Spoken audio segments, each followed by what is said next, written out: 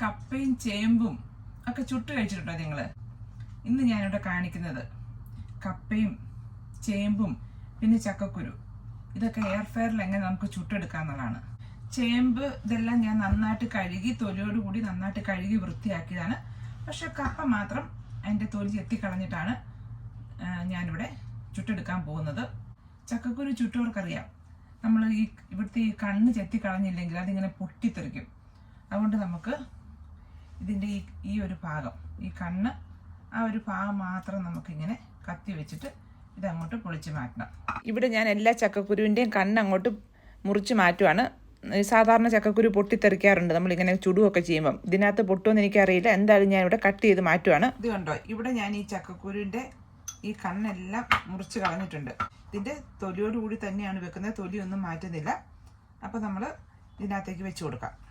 ഇവിടെ ഞാൻ ഇത് പ്രീ ഹീറ്റ് ഒന്നും ചെയ്തില്ല കേട്ടോ, ഡയറക്റ്റ് അങ്ങോട്ടേക്ക് ഇട്ട് കൊടുക്കുകയാണ് ചെയ്തത്.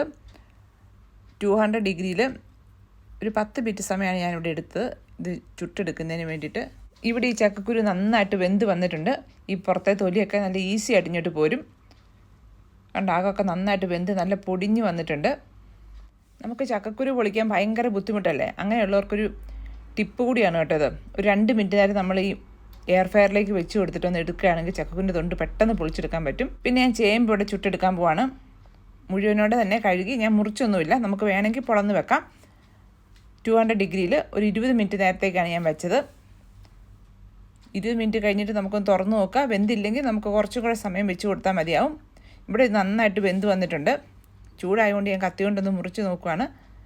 നമുക്ക് അതിൻ്റെ സ്കിന്നെല്ലാം നല്ല എളുപ്പത്തിൽ പൊളിച്ചെടുക്കാൻ പറ്റും. ഇത് നന്നായിട്ട് നമ്മൾ ചുട്ടെടുക്കുന്ന പോലെ നല്ല ടേസ്റ്റ്, വെള്ളത്തിലൊന്നും അല്ലാത്തതുകൊണ്ട് നല്ല ടേസ്റ്റാണ് കേട്ടോ ഇതിനകത്ത് ഇങ്ങനെ ചുട്ടെടുത്ത് കഴിഞ്ഞാൽ.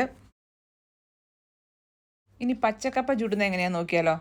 കപ്പ ഞാനിവിടെ നന്നായിട്ട് തൊലിയെല്ലാം കളഞ്ഞ് കഴുകി വൃത്തിയാക്കി, അതും 200 ഡിഗ്രിയിൽ ഒരു 20 മിനിറ്റ് നേരമാണ് വെച്ചത്. ഇവിടെ നന്നായിട്ട് വെന്ത് വന്നിട്ടുണ്ട്. ഇപ്പോൾ നമ്മൾ പുറമേ കാണുമ്പോൾ ഇച്ചിരി കരിഞ്ഞ പോലെ ഇച്ചിരി ഹാർഡായ പോലെയൊക്കെ തോന്നും. പക്ഷേ കപ്പ ചുടുമ്പോൾ അങ്ങനെയാണ്, ചുട്ടിട്ടുള്ളവർക്കറിയാം. പക്ഷേ അകത്ത് നല്ല സോഫ്റ്റായിട്ട് നന്നായിട്ട് വെന്ത് വന്നിട്ടുണ്ട് കേട്ടോ. ഇതുപോലെ തന്നെ സ്വീറ്റ് പൊട്ടറ്റോയും നമുക്ക് ഉണ്ടാക്കിയെടുക്കാം കേട്ടോ.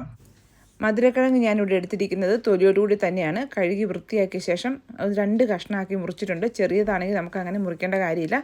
അതൊരു 200 ഡിഗ്രിയിൽ ഒരു 15 മിനിറ്റ് മാക്സിമം വെക്കാവുള്ളൂ. ഒരു 10 to 15 മിനിറ്റ്സ് വെച്ച് കഴിഞ്ഞാൽ നമുക്ക് നന്നായിട്ട് വെന്ത് കിട്ടും. കണ്ട തൊലിയൊക്കെ നല്ല ഈസി ആയിട്ട് നമുക്ക് പൊളിച്ചെടുക്കാൻ പറ്റും.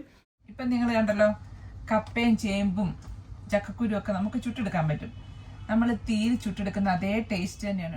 ഇതൊന്നും ചുട്ട് കഴിച്ചിട്ടില്ലാത്തവരും ഈ രീതിയിലൊന്ന് ചെയ്ത് നോക്കി, നല്ല ടേസ്റ്റ്. നിങ്ങൾക്ക് ഇഷ്ടമായെങ്കിൽ എയർ ഫ്രയർ ഉണ്ടെങ്കിൽ ഇതുപോലെ ഒന്ന് ചെയ്ത് നോക്കണം. അപ്പോൾ ഇതുപോലെയുള്ള ടിപ്സുമായിട്ട് ഇനി ഞാൻ വരാം കേട്ടോ. Bye bye.